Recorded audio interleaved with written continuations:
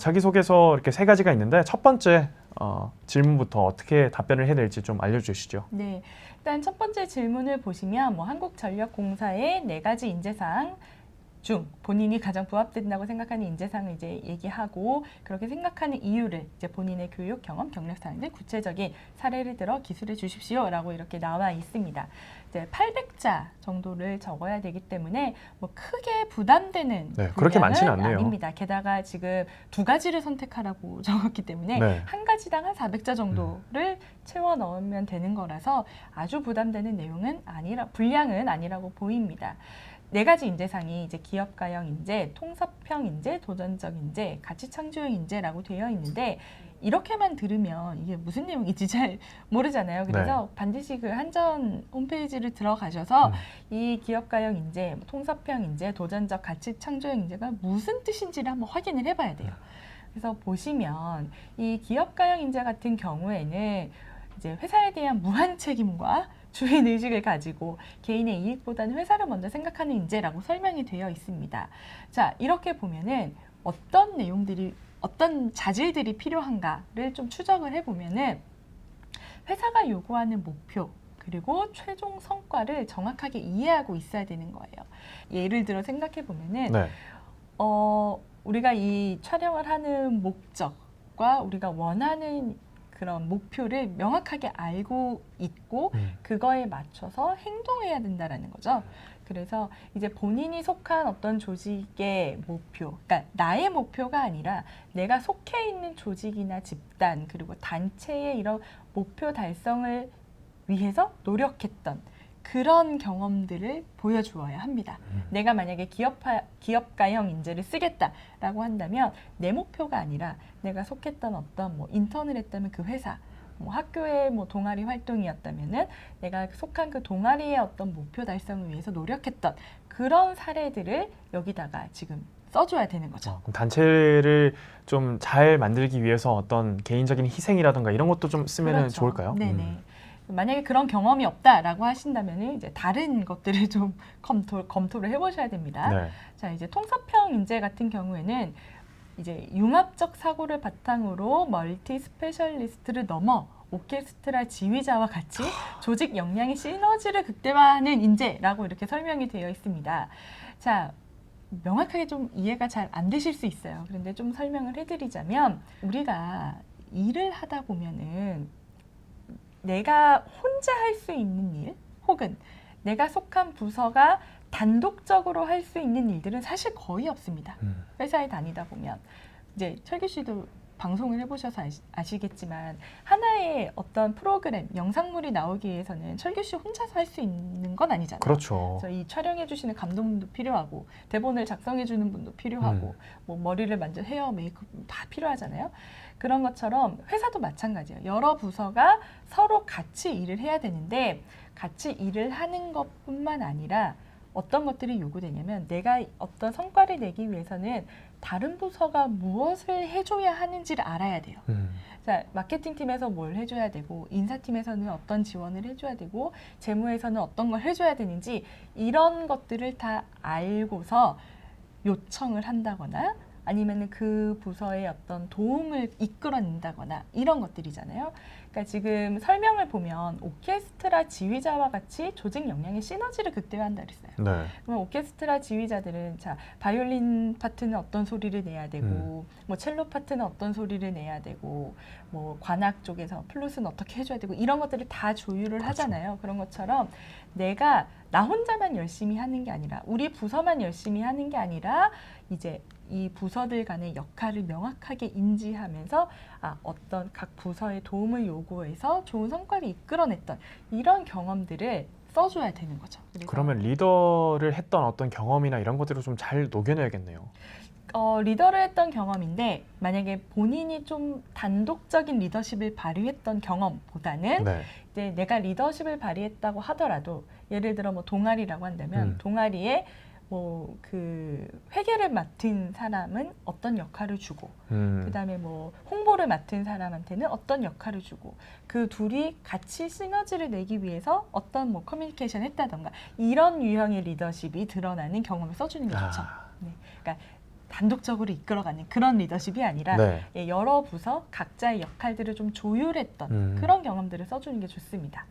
네, 이제 도전적 인재, 세 번째 도전적 인재로 넘어가게 되면 일단은 뭐 뜨거운 열정과 창의적 사고를 바탕으로 실패와 좌절을 두려워하지 않고 지속적으로 새로운 도전과 모험을 감행하는 역동적 인재 이렇게 설명이 되어 있는데요. 이건 이해하기 쉬우실 거예요. 네. 네, 뭐 도전하고 열심히 하는 그런 모습을 보여주면 되는데 이 도전이 어떤 건지 그 도전의 수준, 그 기준을 좀 잡을 필요가 있습니다. 예를 들어서 남들이 다 하는 거 누구나 쉽게 할 수 있는 일은 도전이라고 하긴 좀 어렵잖아요. 그냥 할 수 있는 거니까. 네. 그래서 자, 도전의 의미를 좀 살리기 위해서는 내가 했던 어떤 노력들이 남들의 기대 수준보다 높은 목표를 설정했다라는 것들이 좀 드러나야 됩니다. 자, 그러니까 주변에서는 얘가 이 정도 하면 뭐 잘했다라고 할 텐데 나는 이것보다 더 잘해야지 라는 그런 목표를 좀 스스로 설정했던 그런 경험, 그리고 그것을 달성하기 위해서 노력했던 그런 경험들이 나타나야 되는 거죠. 그래서 단순히 노력하고 단순히 열심히 했던 내용보다는 내가 남들의 기대보다 좀 더 높은 목표를 잡고 그것을 이루기 위해서 노력했던 그런 경험들을 써주시는 게 좋습니다. 자, 이제 마지막 인재상이죠. 가치 창조형 인재로 넘어가 보면요.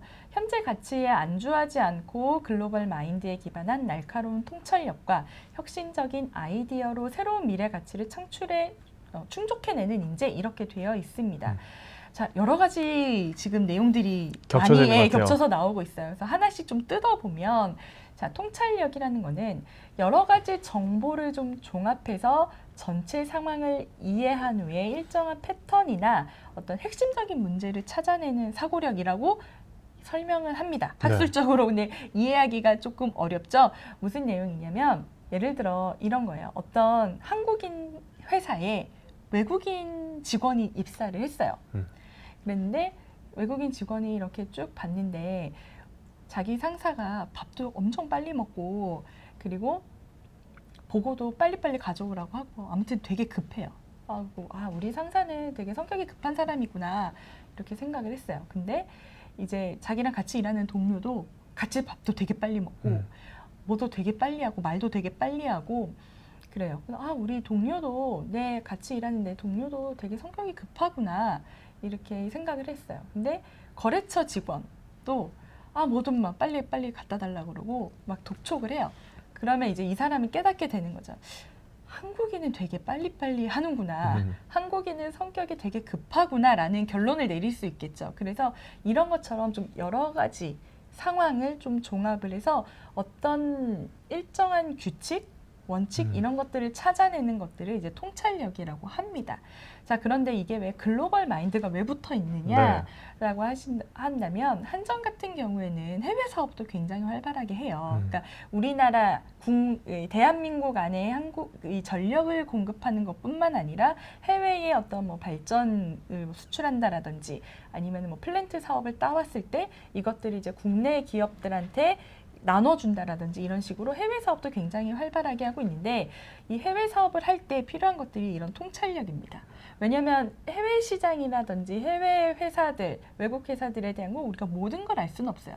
그러면 어떤 드러나는 현상들, 주고받는 어떤 내용들을 통해서 여기서는 이런 게 좀 원칙이구나, 이렇게 행동해야 되고 이런 것들을 지켜야 된다라는 것들을 찾아내야 되는 거죠. 그리고 찾아내는 것에서 끝나는 게 아니라 이것들을 어떤 문제점이 보인다면 이것들을 좀 혁신적인 아이디어, 새로운 아이디어로 해결해낼 수 있는 것까지 가야 한다라는 의미예요. 그래서 이 가치 창조형 인재 같은 경우에는 사실은 조금 어려울 수 있어요. 접근하기가 좀 어려울 수 있는데 내가 이러한 경험이 있다. 내가 자랑할 만한 경험이 있다라고 써주시면은 굉장히 좀 좋은 점수를 받을 수 있는 치트키가 될 수도 있죠. 그렇군요. 이 말씀을 듣고 보니까 800자가 좀 적은 것 같아요. 맞아요. 모자랄 네. 수도 있어요. 네. 모자랄 수도 있고 이게 800자면 많다라고 할 수 있는데 이렇게 그 각각의 어떤 인재상들의 내용을 뜯어보고 거기에 맞는 경험을 좀 적용시켜 보면은 결코 충분하지 않은 분량입니다. 네. 그렇기 때문에 오히려 더 잘 드러낼 수 있도록 컴팩트하게 본인의 경험을 잘 쓸 수 있기를 좀 바랍니다. 이런 것들을 좀 잘 준비를 해서 첫 번째 항목을 살펴주시면 되겠고요. 이제 두 번째 항목으로 좀 넘어가 볼 텐데 두 번째는 이제 지원 동기 그리고 희망 직무에 대한 내용 이런 것들이에요. 네, 맞습니다. 일단은 지원 동기, 뭐 입사 후 포부 이런 것들을 다 종합적으로 이제 물어보는 질문이고요. 이런 질문은 많이 이제 접해 보셨을 익숙하죠. 거예요. 네. 익숙하실 테니까 뭐 질문에 대한 설명을 좀 넘어가고 어떻게 써야 하느냐를 보면은 일단은 지원 동기, 내가 이 회사에 입사하고 싶은 이유를 지금 쓰라고 되어 있잖아요. 네. 그런데 이거를 이제 본인의 경험과 경력상과 연계해서 구체적으로 쓰라고 되어 있어요. 그래서 그냥 단순히 가고 싶다라기보다는 내가 이 지원을 할 때 이 회사의 직무에는 이러이러이러한 역량들이 필요하고 나는 이러이러이러한 역량들을 갖추고 있다.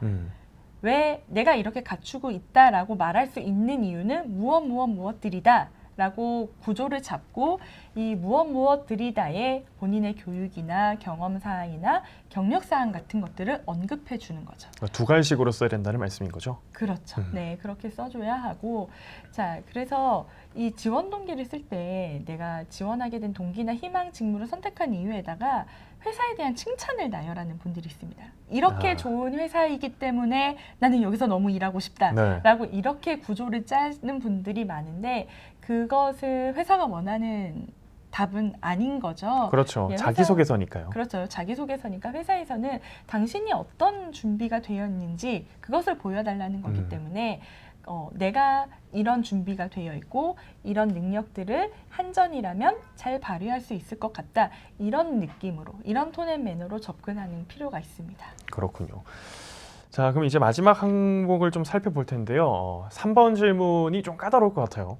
네, 그렇죠. 일단은 한국전력공사 또는 한전과 관련된 주요 이슈를 한 가지를 골라야 하고요. 네. 그리고 그것에 대한 본인의 견해를 밝혀야 되는 문제입니다. 자, 그러면 이 주요 이슈를 무엇을 잡을지부터 좀 고민을 해야 돼요. 왜냐하면 지금 이 자기소개서잖아요. 나를 드러내야 되는 거기 때문에 이 이슈를 잡을 때도 내 장점을 좀 어필할 수 있는 그런 이슈를 잡을 필요가 있습니다. 그래서 첫 번째 하셔야 되는 일들은 한전이 어떤 일을 하고 있는지 좀 폭넓게 고민을 해봐야 된다는 거예요. 제가 아까도 잠깐 언급을 드렸지만 한전이 우리가 생각하는 것과 다르게 해외 사업도 굉장히 활발하게 하고 있다고 했잖아요. 그래서 이런 전력 공급뿐만 아니라 한전이 어떤 일들을 하고 있는지 좀 그에 대한 조사를 좀 폭넓게 할 필요가 있고요. 그렇게 조사를 하고 나서는 어떤 걸 골라야 되냐? 본인이 지원하는 직무의 어떤 전문성을 보여줄 수 있는 그런 주제를 선택하는 게 좋습니다. 예를 들어 내가 뭐 전기 분야, 전기 직렬에 지원을 하고 내 전공이 뭐 전기 쪽, 특히 뭐 어떤 대형 전력과 관련된 그런 것들이다라면은 한전에서 하고 있는 그런 어떤 그 전력 공급과 관련된 걸 할 수도 있고, 아니면 내가 뭐 전기와 관련된 기계를 전공했다. 그러면 한전과 관련된 이슈 중에 기계와 관련된 이슈들을 좀 고를 수도 있겠죠. 이렇게 좀 본인의 어떤 전문성을 어필할 수 있는 주제를 선택하는 게 좋고요.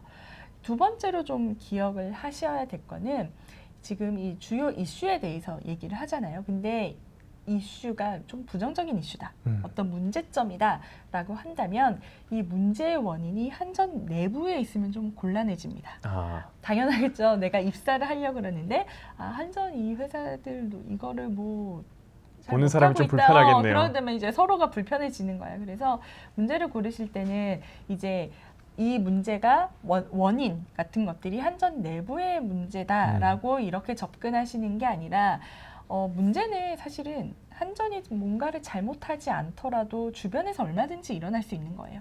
그런 식으로 좀 접근을 하시고 문제의 원인이 외부에 있고 이것을 한전의 입장에서 어떻게 해결할 것인가 이런 식으로 좀 접근하는 좀 전략적으로 좀 내 스탠스를 유지하는 그런 것들이 좀 필요합니다. 네. 자, 이렇게 좀 자소서를 분석을 해봤는데요. 어떻게 좀 쓸지 좀 감이 잡히셨으면 좋겠습니다. 마지막으로 좀 지원자분들이 기억해야 할 게 있다면 좀 알려주시죠. 네, 직무 기술서를 반드시 확인을 하셔야 됩니다. 직무기술서. 네. 이 공기업, 공공기관 같은 경우에는 정부 시책이에요. 가이드예요. 그래서 이 직무기술서를 다 별첨 형태로 채용 공고에 다 올려져 있습니다. 네. 누구나 볼 수가 있고요. 그리고 이 직무기술서 안에는 이 직무가 무슨 일을 하는지, 그리고 이 직무를 수행하기 위해서 갖추어야 할 어떤 지식, 기술, 태도 이런 것들이 다 공개가 되어 있습니다. 자, 그래서 이 지원 직무의 기초적인 업무 내용과 그다음에 무엇들을 회사에서 요구하는지를 좀 확인을 하고 내가 이것들을 증명할 수 있는 나의 행동 사례들, 근거들을 좀 선별하는 그런 작업들이 좀 필요합니다. 그리고 이제 공기업들은 다 블라인드 채용을 진행을 하죠. 그래서 입사 지원서, 뭐 자기소개서, 뭐 면접, 뭐 여러 가지에서 어떤 학교명이나 가족관계나 출신지, 그리고 뭐 전 직장명 이런 것들이 좀 드러나지 않도록 유의를 해주셔야 되고요. 특히 좀 조심하셔야 될 것들이 학교 이메일 주소 쓰지 않으셔야 되고요. 그리고 동아리명들, 예를 들어 내가 이 동아리명을 포털에서 검색했을 때 학교가 유추될 수 있다. 이런 것들 좀 주의하셔야 됩니다. 그래서 본인의 어떤 개인정보들이 입사 지원 서류상에 나타나지 않도록 조금 관리를 하셔야 되고요. 네. 오늘 여기까지 듣겠습니다. 도움 말씀 고맙습니다. 감사합니다. 네, 취업을 위해 알차게 준비한 기업 완전 분석 시리즈 어떻게 좀 도움이 되셨습니까? 모두가 취업하는 그날까지 차플래닛이 여러분과 함께하겠습니다. 여러분 고맙습니다.